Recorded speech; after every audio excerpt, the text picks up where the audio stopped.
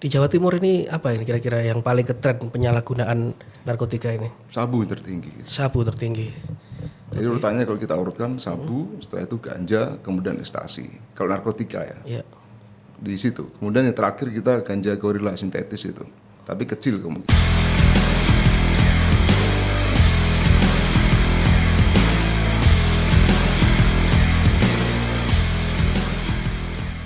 Assalamualaikum sahabat Memorandum TV, jumpa lagi dengan podcast Memorandum TV. Kali ini kita kedatangan tamu yang istimewa. Dua tamu kita adalah Brigjen Pol Budi Mulyanto SIKMH. Beliau adalah Kepala Badan Narkotika Nasional Provinsi Jawa Timur. Juga didampingi oleh AKBP Muhammad Davi Bastomi, SH, SIKMIK, Kabid Pemberantasan dan Intelijen BNNP Jawa Timur. Assalamualaikum dan selamat siang, Jenderal. Waalaikumsalam. Mas, waalaikumsalam. Dan ini mohon maaf ini memorandum mengganggu waktunya ini. Pasti sangat sibuk ini. Enggak. Apalagi narkoba ini kan sudah bisa dibilang menjadi momok atau musuh bersama ini. Betul, harus Mas. Iya, siapapun bisa kena. Harus. Mulai dari pejabat, Betul. oknum, Betul. dan sebagainya. Bahkan pelajar dan ibu rumah tangga. Ya. Nah ini kalau boleh tahu ini bagaimana sih sebenarnya tren penyalahgunaan narkotika ini utamanya di Jawa Timur selama 3-12 bulan terakhir ini. Monggo, Ya. Jenderal. Rekan-rekan sekalian, Assalamualaikum warahmatullahi wabarakatuh. Waalaikumsalam. Tadi udah dikenalkan sama Mas Eko. Saya sedikit berbicara ilustrasi Jawa Timur. Siap. Jawa Timur ini adalah salah satu provinsi yang dijadikan marketplace terkait dengan peredaran narkoba. Indikatornya ada beberapa hal. Yang pertama adalah satu yang paling high end, yaitu kita keterlibatan salah satu ibu rumah tangga perempuan di Ponorogo, di mana ikut terlibat dalam jaringan internasional 2 ton sabu yang kemarin tertangkap di wilayah Indonesia bagian barat, khususnya di Riau dan Batam ya, seperti itu. Yang kedua, dalam 2024 kita telah memenjarakan sekali lagi 7.000 orang, ya 7.000 orang, bukanlah sedikit. Kalau kita bagi berapa per bulan, berapa per hari, bukanlah sedikit orang terlibat jaringan narkoba. Itu yang ketangkap. Yang tidak tertangkap bisa 2-3 kali lipatnya. Kemudian di tahun 2025 kita kurang lebih ada 3.400 sekian orang yang sedang kita tangani terkait dengan penggunaan narkoba sendiri. Rata-rata ya kan, pada saat ini kalau kami dari BNN, mindset kami adalah 2. Kita kejar, kita tangkap di pengedar dan bandar. Bandar yang kita maksud ini adalah ya pengedar juga dia sebenarnya, tapi mungkin dari jaringan internasional atau segala macam. Siap. Produksi di Jawa Timur terkait dengan lokal, berbicara tidak ada itu kita harapkan, semoga tidak ada di sini. Tapi potensi itu ada, karena apa? Prekursor-prekursor bahan-bahan kimia tertentu itu ada mudah dan didapat di Jawa Timur, itu seperti itu. Nah sehingga rekan sekalian, dari gambaran tadi tentunya kita harus memahami bahwa narkoba itu bisa merusak generasi kita semua. Sekali lagi kita, kenapa kita ya dari awalnya dari lingkungan kita, keluarga kita, benar kan? Lingkungan Betul. kerja kita sampai dengan kita yang berkehidupan di sini. Kemudian terkait dengan narkoba, nah bagaimana penanganannya? Kami dari BNN ini mempunyai 3 spesifik penanganan, yaitu yang pertama adalah pencegahan dulu. Kita pencegahan itu tidak hanya kita ngomong-ngomong doang, tidak, tapi ada beberapa terkait aktivitas mulai life skill, ya kan, kegiatan edukasi, bahkan kegiatan bagaimana kita bekerja sama dengan konsep pentahelix, instansi terkait, akademisi, tokoh agama, ya kan, kita buat satu struktur pencegahan menggunakan sistem, menggunakan regulasi. Makanya ada beberapa perda, beberapa aturan tertentu yang sifatnya bahkan sampai dengan desa, itu sedang kita rancang sehingga daya cegah itu harus ada. Kenapa daya cegah itu ada? Daya cegah itu adalah untuk ya kan setidaknya membuat barier, memutus antara supply dan demand. Ya kan, permintaan berkurang otomatis suplainya juga berkurang, tapi permintaan bertambah tentunya suplainya akan bertambah. Nah itu konsepnya. Kenapa ini dilakukan? Saya buka di Indonesia, di dunia ini kurang lebih ada berapa zat kimia? 1.000 kurang lebih 1.300 zat kimia. Zat kimia ya. Tapi yang sudah terdaftar di dalam Kemenkes itu cuma 200 175. Sisanya masih banyak ini berarti. Yes. Nah, artinya turunan potensi narkoba itu adalah sesuatu yang sangat luar biasa. Betul ya? Karena kalau kita tidak perkuat di pencegahan dengan membuat beberapa regulasi, benar kan? Kemudian sistem tadi, nah itu bisa membahayakan terkait penggunaan narkoba di lingkungan kita dan beredar. Yang untung siapa? Yang untung ya udah yang menjual, intinya seperti itu. Kemudian yang kedua dengan cara diberantas. Apapun ceritanya, kami never ending proses. Kita tidak akan menyerah, benar kan? Narkoba tetap kita tangani. Mau dia 1 gram, 2 gram, 10 kilo, tetap kita tangani. Cuma perlakuannya nanti Berbeda ya. berbeda. Siap. Tapi fokus kita adalah terkait dengan pengedar dan bandar. Nah yang ketiga adalah itu tadi perannya rehabilitasi. Di dalam penanganan kita ada rehabilitasi. Rehabilitasi itu ada 2. Bagi warga masyarakat, nah ini momentum ini bagus nih. Yang mendaftarkan, Pak, datang ke BNN ya dengan catatan BNN, lembaga lain sangat Pak, keluarga saya ada terkait dengan narkoba. Supaya sembuh tolong direhab dong. Saya jamin 100%, 1000% itu tidak akan dimasukkan dalam penjara. Dan Akan gratis kita, ya. ya. Ketika anggarannya masih ada, ya kan, ya kita akan gratiskan. Sampai dengan terparah kita akan kirim ke Lido. Oke. Tapi yang dengan mandiri Pak, keluarga saya, ponakan, anak segala macam atau bahkan orang tua saya tergantung narkoba. Jangan sekarang mau rehab, saya nggak rehabnya di kantor BNN misalkan, saya mau rehab mandiri, silahkan. Nah seperti itu. Jadi rehab itu ada 2, rehab mandiri berdasarkan kesadaran dan satu lagi rehab yang setelah kita berdasarkan tangkapan seperti itu. Misalkan, nah rehab tangkapan itu seperti apa? Nah itu ada salah satu klasternya, pintu masuknya yaitu tes asesmen terpadu. Nah kita bisa mengklasterkan apakah seseorang ini layak direhab dia karena sebagai korban, nah seperti itu, ataukah tidak layak direhab sebagai pengedar, pelaku dan kambuhan dan jaringan segala macam. Davi Bastomi, ini sebagai Kabid Pemberantasan dan Intelijen, seperti apa sih model-model peredaran narkoba di Jawa Timur khususnya ini? Mungkin gambaran secara umum. Kalau nanti secara detail kan takutnya nanti pelaku ini akan tahu. Ya, terima kasih Mas. Jadi model peredaran kita ini ada yang menggunakan cara manual. Cara manual itu kalau di kita sistem tempel ya. Oh, ya. Nah, nanti pesan komunikasi lewat WA, lewat apa gitu, pelaku nyimpan, nah, nanti ambil barang dan transfer uang. Kemudian ada melalui media sosial, sudah banyak kita coba telusuri melalui media sosial. Ini yang paling saat ini lagi ngetren kayaknya.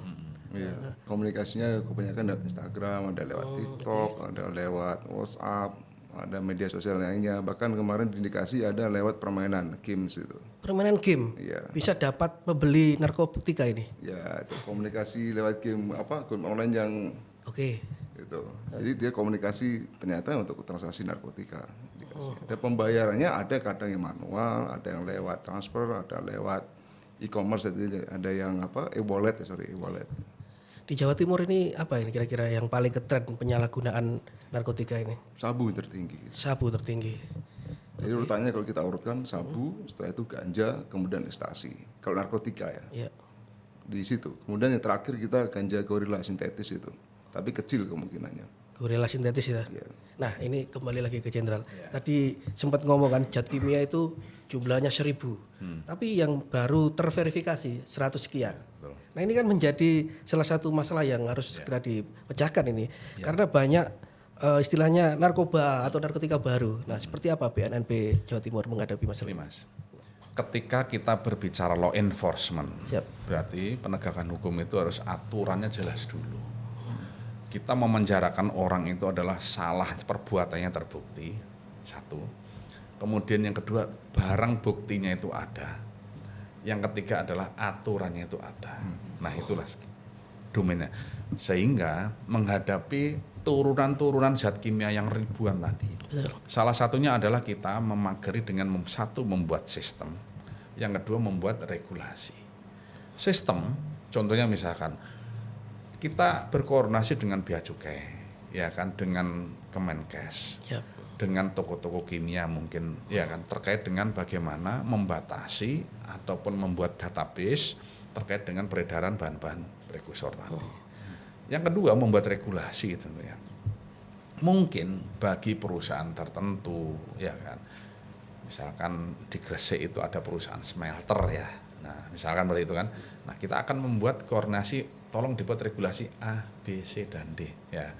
Kemudian di sekolah-sekolah misalkan seperti itu, prakarya, kita tahu kan anak kecil SD saja contoh kan paling mendasar lah SD, lem ibon lah seperti itu kan prakarya, benar ya. Tapi saat ini belum ada nih regulasi lem ibon itu ngandung narkoba. Tapi sekali lagi, efek penggunaan lem ibon yang tidak tepat itu sama dengan radikalnya sama dengan penggunaan narkotika. Nah, peran penting di sini apakah kita harus tutup pabriknya? Kan tidak kan, benar kan? Nah, buatlah kita beberapa regulasi, mulai pemerintah daerah, keputusan kepala sekolah tertentu, atau bahkan membatasi para guru-guru di lingkup dasar TK, SD, SMP bahkan untuk tidak menggunakan alternatif lem itu misalkan terhadap prakarya-prakarya sekolah. Nah itulah contohnya. Sehingga turunan-turunan zat narkotika tadi bisa kita eliminir. Sekali lagi bisa kita eliminir peredarannya. Yang lagi ngetren sekarang contohnya vape. Vape mengandung sabu-sabu. Jangankan vape Mas, ya kan. Banyak lagi turunan yang lebih spesifik, ya kan. Kadang-kadang kita melihat di tempat hiburan tertentu, di tempat hengkotan anak muda, ya kan, sisa seperti itu. Ya kan? Itu juga berpotensi menggunakan sabu. Karena apa? Intinya adalah satu proses yang namanya oksidasi, ya betul Dok ya. Oksidasi, pembakaran menggunakan. Itulah yang berpotensi ada zat-zat adiktif. Nah, terkait dengan penggunaan vape, penggunaan apa tadi sisa segala macam, ya tentunya kita menggunakan beberapa metode pencegahan. Ya kan, pencegahan. Pemberantasan bagaimana? Pemberantasannya ke depan ini saya sampaikan, kita tidak ada limit daerah mana yang nggak boleh dimasukin BNN, nggak ada. Semuanya boleh.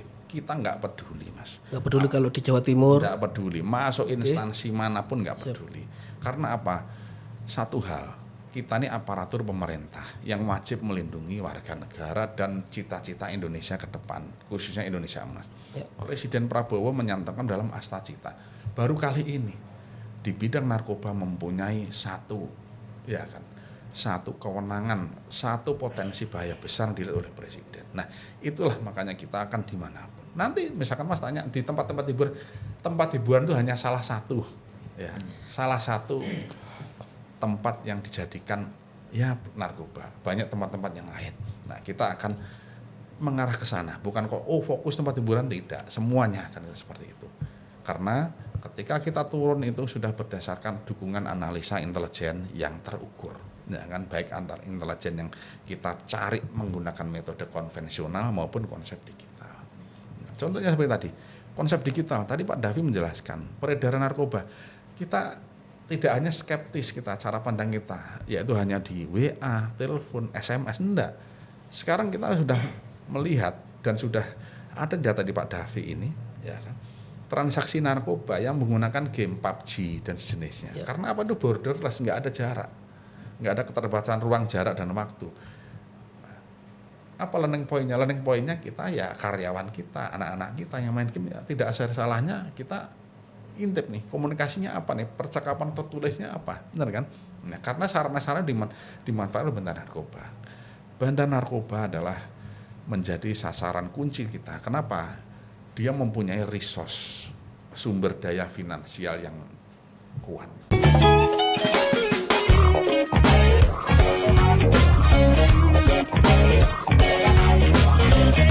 Sahabat Memorandum TV, kita di sesi selanjutnya bersama Kombes Pol Dr. Ali Mahfud, SIK MIK. Beliau adalah penyidik madya dari BNNP Jawa Timur, juga ditemani oleh Hari Prianto SE atau Pak Anto ini. Sehat semuanya ya? Ya, alhamdulillah. Nah, ini sebagai penyidik madya ini, betul. Kasus apa ini yang paling menonjol di Jawa Timur saat ini, yang atau pernah ditangani ini? Kalau level BNP itu yang ditangani jaringan, Mas. Jaringan ya. Kalau di level-level di bawahnya itu yang ditangani kan masalah, misalnya Polsek, Polres itu yang ditangani kan masalah pengguna-pengguna. Tetapi selain melakukan pengungkapan terkait dengan jaringan, kita juga melakukan kegiatan-kegiatan di bidang pencegahan. Misalnya untuk kegiatan rehabilitasi Untuk kasus-kasus menonjol saat ini ya terkait dengan jaringan pengedaran sabu-sabu. Kemudian untuk yang ke depan kami fokus kepada untuk penyidikan kasus-kasus terkait dengan tindak pidana pencucian uang yang terkait dengan tindak pidana narkotika. Nah ini kan menarik, tindak pidana pencucian uang. Nah ini sampai sejauh mana ini BNNP Jawa Timur menanganinya dan modelnya seperti apa ini pencuci uangnya ini? Gambaran umumnya saja. Gambaran umumnya. Ya. Jadi kalau tindak pidana pencucian uang saat ini memang kami melakukan penyidikan terkait dengan transaksi keuangan melalui perbankan itu agak sulit. Oke. Sehingga kami nanti akan bergerak lagi menggunakan teknik terkait dengan penyidikan secara historical investigasi. Misalnya apa yang dipunyai dulu dengan apa yang dipunyain sekarang saat dia sudah menjadi bandar narkoba. Oke. Jadi kita tidak hanya fokus pada transaksi perbankan, tapi kita juga menggunakan teknik-teknik yang lain. Ya. Nah ini ke Pak Anto ini sebagai Ketua Tim Pencegahan dan Pemberdayaan Masyarakat BNNP Jawa Timur ini, pencegahan yang paling nyata itu sebenarnya seperti apa sih? Baik, terima kasih Pak Mas Eko. Ya. Sebelum kita tarik ke sana, maka saya akan mengurai dulu sesuai dengan Undang-Undang 35. Siap. Yang mana Undang-Undang 35 itu salah satu tujuannya pertama adalah menjamin ketersediaan daripada narkotika. Ya, ini adalah narkotika itu kerjaannya adalah yang pertama adalah untuk pengembangan ilmu pengetahuan, kemudian yang kedua adalah terkait dengan medis. Namun saat ini di negara kita banyak narkotika itu disalahgunakan. Iya. Sehingga dengan penyalahgunaan yang demikian maka sudah diatur dengan undang-undang. Nah, terkait dengan tugas-tugas daripada pencegahan, di sana juga sudah diatur oleh Undang-Undang 35. Tugas dari PNN salah satunya adalah merupakan melakukan kegiatan pencegahan, pemberantasan penyalahgunaan dan peredaran narkotika. Artinya tugas pencegahan, tugas rehabilitasi dan tugas pemberantasan lidik dan sidik itu adalah merupakan tugas-tugas yang merupakan satu kesatuan yang dilakukan oleh Badan Narkotika Nasional.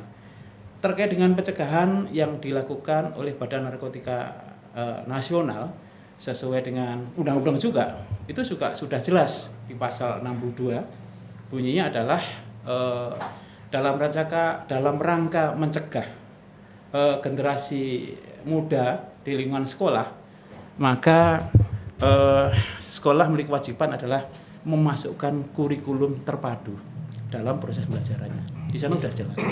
Kemudian pencegahan yang lainnya kami juga menyasar kepada masyarakat, kemudian lingkungan kerja. Yang intinya terkait dengan pencegahan adalah ada 4 item. Yang pertama adalah optimalisasi diseminasi di lingkungan sekolah, di lingkungan kerja, kemudian lingkungan masyarakat. Kemudian apa selanjutnya terhadap pencegahan ini? Ya, ini adalah pencegahan melalui deteksi dini atau tes urin. Kepada siapa? Adalah kepada masyarakat, kemudian di lingkungan sekolah, kemudian di lingkungan pekerja, dan yang lainnya itu. Kemudian tugas yang lainnya yang merupakan kewajiban kami adalah bagaimana adanya dukungan-dukungan merupakan kekuatan dalam bentuk regulasi. Regulasinya apa? Adalah terbitnya peraturan daerah, terbitnya peraturan gubernur, terbitnya surat edaran. Kemudian salah satunya tugas pencegahan berikutnya adalah terbentuknya satuan tugas anti narkoba di lingkungan sekolah, lingkungan pekerja, dan yang lain-lainnya. Ya, ini kan bicara soal narkoba kan seolah nggak ada habisnya. Itu tadi Jenderal sudah menjelaskan tadi di awal bahwa ketika ada permintaan pasti banyak sekali suplai. Nah, bagaimana sebenarnya memutus mata rantai ini menjadi tugas bersama. Nah, selama ini sebagai penyidik, Matia, apa sih kesulitan di lapangan sebenarnya? Yang pertama terkait dengan aturan hukum, Mas ya. Jadi Undang-Undang Narkotika itu kan masuk dalam koridor hukum administrasi. Ya. Jadi ketika belum diadministrasikan dalam ketentuan Undang-Undang 35, maka suatu sediaan farmasi atau bahan yang dianggap narkotika tadi itu tidak bisa disidik. Itu yang pertama. Jadi yang sudah ditetapkan dalam Undang-Undang Narkotika itu yang bisa disidik. Siap. Nah, sekarang kan banyak sediaan-sediaan farmasi atau prekursor gitu ya, yang sebetulnya memiliki efek sama dengan narkotika. Nah, ini kesulitan kami untuk melakukan penyidikan karena apa? Karena tidak ditetapkan dalam Undang-Undang Narkotika sebagai narkotika atau belum ditetapkan. Nah, ini menjadi PR kita bersama sebetulnya. Apakah nanti dimasukkan dalam Undang-Undang Narkotika supaya disidik ataupun dilakukan pelarangan secara administrasi. Nah, kemudian terkait dengan dukungan masyarakat. Jadi tidak sedikit itu pelaku-pelaku narkotika itu memberikan sentuhan-sentuhan yang stimulan ekonomi di lingkungan kecilnya. Terkadang menjebak ini ya. Di lingkungan kecilnya atau di dalam satu komunitasnya, sehingga komunitas ini melakukan penolakan terhadap aparat penegak hukum ketika melakukan upaya paksa misalnya. Nah, di Jawa Timur ini ada. Di Jawa Timur ini ada. Ketika kita lakukan penegakan hukum, ini masyarakatnya membela pelaku. Di Jawa Timur ada. Nah, strategi yang paling jitu sebenarnya apa Pak Anto untuk menghindari jadi kalau penanganan masalah narkotika, maka yang perlu kami sampaikan adalah demand and supply reduction. Artinya bagaimana para supplier ini harus tindak tegas. Nah, siapa kira-kira supplier? Ini adalah para bandar, para pengedar, jaringan dan yang lain-lainnya. Kemudian demand-nya siapa? Demand-nya adalah para pecandu, para penyalahguna, para korban. Orang-orang inilah yang sesuai dengan amanah undang-undang, mereka memiliki kewajiban untuk dilakukan rehabilitasi. Tujuan rehabilitasi apa? Tujuannya adalah supaya pulih, supaya produktif, dan tidak menyalahgunakan lagi. Sehingga dua item ini adalah, yang pertama adalah terkait dengan suppliernya. Memang harus ditindak secara tegas sesuai dengan Undang-Undang 35, yakni mulai dari pasal 111, barang siapa memiliki, menguasai, menanam dan yang lainnya, itu harus ditindak tegas. Ini adalah sebagai bentuk penjaraan. Yang kedua, tadi Pak Kepala juga sudah menyampaikan terkait dengan konsep pentahelik. Yang mana konsep pentahelik itu adalah sesuatu konsep yang komprehensif, di mana di sana adalah hadirnya daripada government. Tentunya Badan Narkotika Nasional dalam rangka penanganan narkoba tentu tidak bisa dilakukan oleh BNN sendiri. Sehingga bagaimana unsur pemerintah dengan adanya dukungan peraturan daerah, ada peraturan gubernur, kemudian ada surat edaran. Dan yang kami harapkan adalah adanya aturan-aturan yang melekat yang berada dalam itu.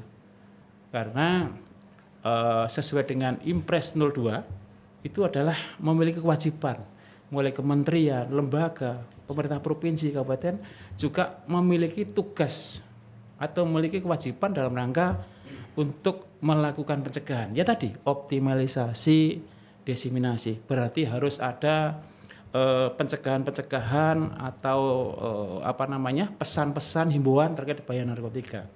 Yang kedua adalah melakukan secara berkala pencegahan secara dini. Ada tes urin.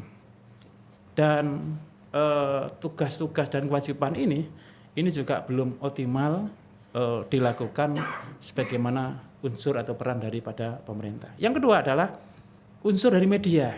Media juga memiliki peranan yang sangat penting sebagaimana konsep pentahelik itu. Bagaimana unsur media itu menyebarluaskan, mempublikasikan terkait dengan bahaya penyalahgunaan narkotika kepada masyarakat, mahasiswa, kemudian pelajar dan yang lainnya. Yang dikhawatirkan orang itu menjadi korban, tidak tahu. Dengan iming-iming itu adalah vitamin, iming ini adalah obat kuat dan lainnya, banyak saudara kita itu dibohongi oleh para pengedar. Dalam hal ini adalah kadang-kadang adalah orang-orang terdekat, kawan-kawan dekatnya, yang ini menjadi masalah.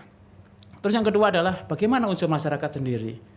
Dalam konsep pentahalik ini juga sudah diatur Pak di Undang-Undang 35 bahwa masyarakat bisa membentuk sebuah komponen dalam suatu wadah. Wadahnya apa? Itu adalah sebagai penggiat atau relawan dan yang lainnya. Kemudian tokoh agama, tokoh masyarakat, terus kemudian juga dunia usaha melalui CSR-nya itu. Dan saya rasa pentahelix itu suatu konsep yang komprehensif, namun sampai dengan saat ini juga belum optimal dalam rangka untuk memberikan dukungan program P4GN sebagaimana amanah daripada Undang-Undang 35. Jadi konsep yang paling ampuh adalah demand and supply. Jadi pecandunya diobati, para pengedar sebenarnya dihukum sesuai dengan apa yang dilakukan sebagai bentuk penjaraan itu. Yang paling susah dalam kegiatan pencegahan maupun pemberantasan itu adalah menggugah kesadaran masyarakat. Paling susah. Sehingga saya optimis dengan apa yang dilakukan BNP sekarang, kalau kita bisa merangkul semua masyarakat, seperti yang disampaikan Pak Anto tadi, melalui kerjasama pentahelix atau hexahelix namanya.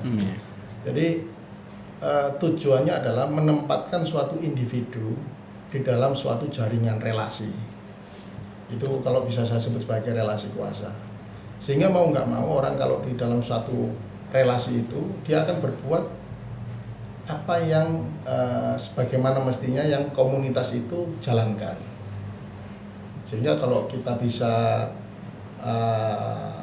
membangun relasi tadi, mau nggak mau satu komunitas atau satu individu itu masuk dalam satu jaringan, satu jalan rangkaian. Itu yang kalau kita namai sebagai relasi kuasa. Sehingga dengan konsep membangun kerjasama, saya yakin PNNP bisa untuk melakukan kegiatan P4GN secara efektif. Walaupun kalau dalam kami Mas pemberantasan itu kan kita dihadapkan dalam situasi yang banyak pekerjaan, ya kan? Banyak pekerjaan dengan budget yang minim ya. Ini masalah klasik ini. Sehingga dengan, tapi itu bukan menjadi masalah bagi kami. Ketika kita bisa merangkul semuanya tadi, sehingga kita bisa berdayakan masyarakat. Misalnya dalam penangkapan, kita juga sering dapat informasi dari masyarakat. Ini yang kita harapkan. Sehingga dengan konsep itu tadi yang disampaikan Pak Anto, insya Allah PNNP Jatim bisa melakukan kegiatan P4GN secara efektif dan efisien. Saya kira itu. Siap.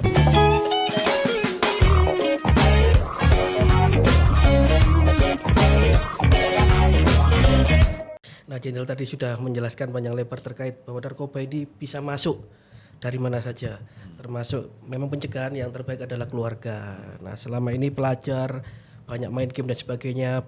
Tentunya ada apa istilahnya? Bagaimana sih sebenarnya kalau BNNP itu mengukur keberhasilan program yang sudah diterapkan untuk pencegahan ini? Nah, ini Mas, semenjak saya memimpin kurang lebih 1 bulan yang lalu, ya kan, atau awal bulan Agustus inilah ya, saya sampaikan bahwa kita semua beserta stakeholder terkait, baik instansi vertikal, pemerintah daerah, benar kan, sampai dengan level desa. Kita mas juga sering mendengar istilah itu kampung narkoba, betul kan? Yep. Tapi kampung narkoba yang kita canangkan itu sampai kapan dia? Jangan sampai kita semua ini kebalik cara pandangnya. Kita bangga kampung kita disebut kampung narkoba. Nah, parameternya apa? Saya balik. Ayo kampung narkoba ini kita selesaikan di tahun 2025. Nah, saya yakin niat baik itu masih ada jalan. Guru agama saya mengatakan seperti itu. Sehingga salah satu parameter keberhasilannya adalah kita usir. Ya kan, sekali lagi kita usir, kita perangi bersama pengedar, benar kan, narkoba yang ada pada lingkungan kita, benar ya. Kalau ada pelaku korbannya gimana? Ayo kita rehab bareng-bareng, benar kan. Kalau rehab masih ada biaya di saya, oke, saya rehab. Kalau tidak ada, di sini pemerintah Provinsi Jawa Timur tentunya dengan berikut kabupaten kota ya kan. Ini support masalah kesehatan masyarakat sangat peduli. Benar ya? Nah, kita asistensi ke sana. Nah, seperti itu, Mas. Jadi parameter keberhasilan pertama adalah itu. Parameter keberhasilan kedua adalah tingkat partnership, kepedulian mereka. Banyak daripada stakeholder terkait instansi pemerintah, swasta, event akademisi, bahkan teman-teman media membuat satu sistem yang benar-benar high end. Bagaimana metode pencegahan narkotika? Misalkan, yang mau masuk karyawan misalkan itu kan, harus menggunakan surat bersih narkoba, benar ya? Kemudian secara kontinu, secara acak, alat tes kit narkoba kan bisa dijual bebas ya dengan parameter tertentu. Kepedulian masyarakat instansi akan sering tes kit narkoba. Nah, cara-cara itulah parameter keberhasilan. Artinya partnership-nya adalah kita kuat, benar kan? Parameter ketiga nih harapannya nih, dukungan media nih saya minta. Di Jawa Timur ini ada 38 kabupaten kota, tapi kita masih punya 12. Artinya kurang 16 lagi bro ya. Nah harapan kita adalah 18 kita ya, 18 BNNK, 18 BNNK, berarti 20 lagi kurang. Harapan kita adalah di tahun 2025 dan 2026 ya kan, dari bottom up. Ada kesadaran secara kolektif bersama ya kan, seluruh pimpinan kepala daerah beserta legislatornya ya kan, untuk mendukung pembentukan BNNK di daerah. Karena apapun ceritanya, ketika bendera itu dikibarkan, ketika ada instansi BNNK secara spesialis menangani narkoba, secara tidak langsung bisa menghambat, sekali lagi bisa menghambat terkait dengan antara supply dan demand tadi ya kan. Demand otomatis sudah berkurang, otomatis supply bisa berpindah, syukur-syukur hilang dari Jawa Timur, hilang dari Indonesia ini. Nah, seperti itu. Pencegahan terbaik itu adalah kita mulai dari komunitas paling kecil, care, ya kan. Kita care, ya kan, terkait dengan lingkungan kita dulu. Kalau dalam rumah tangga itu ada bapak, ibu, anak, satu imunitas itu harus terjaga. Bapak, ibu sesibuk apapun, sepenting apapun jabatannya, sefrekuensi apapun kegiatannya, harus diluangkan terkait dengan aktivitas sang anak. Artinya apa? Aktivitas di sekolah bagaimana, lingkungannya bagaimana, benar kan? Kemudian karakter bergaul di sosmednya pun seperti apa. Nah itu yang pertama yang harus penting, karena keluarga ini menjadi kunci paling pokok. Kemudian pencegahan yang kedua, ya kan, kami mengajak sadar kepada benteng terakhir akhlak. Siapa itu akhlak? Yaitu pondok pesantren, sekolah pendidikan agama Kristiani, Hindu, Buddha dan yang lain. Ayo kita dorong, kita buat bahwa santri kita itu dan guru-guru kita itu benar-benar bersih dari narkoba. Karena masuk narkoba itu tidak hanya ayo kamu kasih sabun ya, tapi dukungannya. Ada yang berlagak seperti film Zorro, benar kan? Ya, seperti pahlawan gitu ya. Nah, pahlawan dia membuat dilungan, padahal jebakan dia ada jebakan untuk mencari perlindungan untuk mengedarkan di wilayahnya, seperti itu. Ya, nah itu pencegahan yang kedua. Nah pencegahan ketiga adalah dalam lingkup komunitas ya kan, setelah tadi keluarga, tempat-tempat pendidikan, benar kan, lingkungan kerja, pasti imunitas itu akan meningkat ke dalam skup yang lebih besar. Nah itulah yang kita harapkan, sistem itu terbentuk ya kan. Belajarnya sederhana kok, kita pernah mengalami satu wabah yang namanya COVID-19 dengan berbagai varian, ya kan, Omikron, Delta dan segala macam.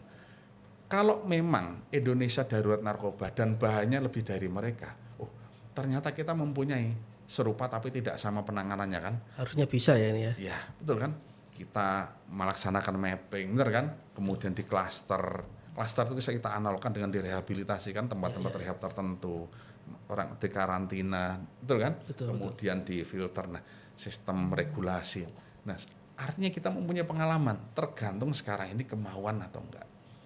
Saya berharap dan berdoa kepada sekalian, seluruh pembaca dan warga Jawa Timur ini, jangan sampai adanya narkoba itu menggagalkan grand design dari Bapak Ibu untuk mewujudkan cita-cita keluarganya.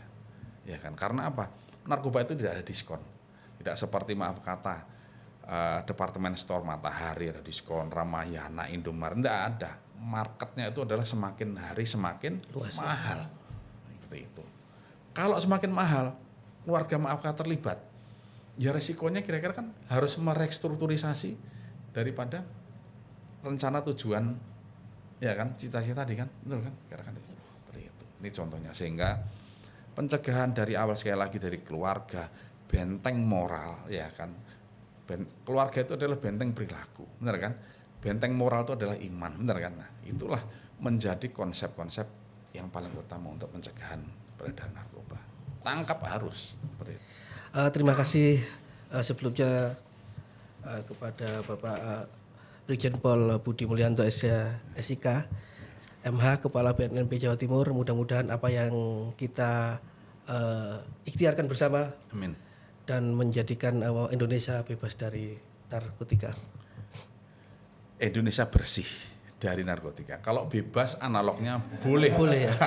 Harus bersih ya. Bersih dari narkotika. Terima kasih. Terima kasih.